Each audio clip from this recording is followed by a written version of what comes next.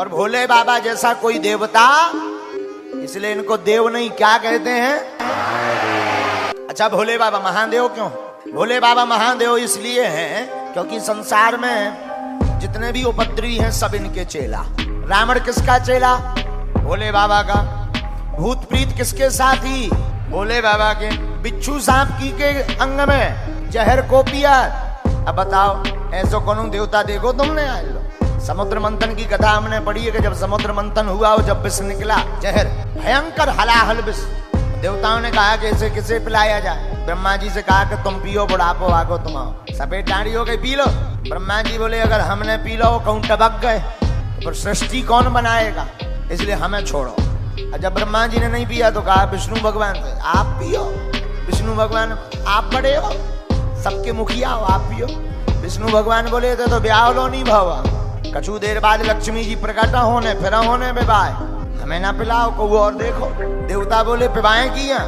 कोने में बैठे थे हमारे अपने भोले बाबा, कोने में आंखें नीचे। सब जन ने भगवान विष्णु भगवान से कही नहीं पकड़ो। पहुंच गए सरकार, हे भोलेनाथ, आपके जैसा तो कोई दूसरा देवता ही नहीं है, इसलिए आप देव नहीं महादेव। भोले बाबा समझ गए, बोले मस्करी मत मारो, सीधो सीधो बताओ क्या करना। देवता बोले सरकार विष निकलो, विष। भोले बाबा बोले सो क्या करें? पी जाओ। भोले बाबा बोले हम ही मिले। ब्रह्मा जी की तरफ देख के बोले तुम तो बुढ़ापा का, तुमने कहीं नहीं डकार होगा। ब्रह्मा जी बोले अबे हमें सृष्टि बहुत बनानी। शंकर जी बोले मतलब हमारा कोई काम नहीं है इसलिए हमें पिला। नहीं नहीं नहीं, आप तो 50 आप देव नहीं महादेव हो। ठीक है ले आओ। भूत भावन महादेव ने विष लिया और पीने की कला देखना। रा कहा, मुंह खोला, विष को पूरा मुख में डाला। माँ कहा, मुंह को बंद कर लिया।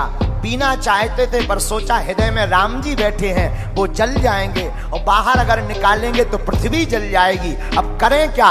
भीतर ले नहीं जा सकते, बाहर निकाल नहीं सकते, तो कंठ में ही धारण कर लिया, नीलकंठेश्वर हो गए। इसलिए आपका एक नाम हो गया नीलकंठेश्वर। बोलो नीलकंठेश्वर भगवान की।